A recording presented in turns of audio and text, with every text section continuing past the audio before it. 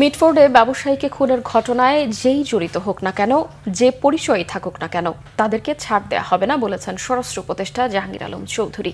আইনশৃঙ্খলা পরিস্থিতি বিষয়ক আন্তঃমন্ত্রণালয় বৈঠক শেষে সচিবালয়ে এসব কথা জানান তিনি বলেন, মিটফোর্ডের ব্যবসায়ীকে হত্যার ঘটনা দুঃখজনক, সভ্য সমাজে তা মেনে নেওয়া যায় না।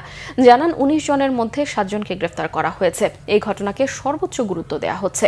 স্বরাষ্ট্র উপদেষ্টা আরও জানান, মব সৃষ্টি, চাঁদাবাজি, দখলবাজি এবং অস্থিরতা সৃষ্টিকারীদের বিষয়ে আলোচনা হয়েছে। এ সময় জাতীয় নির্বাচনের সময় আইনশৃঙ্খলা পরিস্থিতি নিয়েও আলোচনা হয়। রোজার আগে পরে নির্বাচন যখনই হোক না কেন, ডিসেম্বরের মধ্যে আইনশৃঙ্খলা পরিস্থিতি কাঙ্ক্ষিত পর্যায়ে উন্নতির চেষ্টায় কাজ করা হচ্ছে বলেও জানান স্বরাষ্ট্র উপদেষ্টা।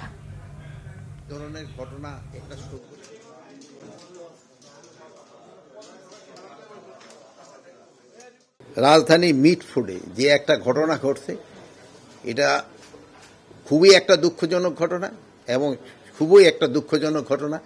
এই ধরনের ঘটনা একটা সভ্য সমাজে কোনো অবস্থায় মেনে নেওয়া যায় না।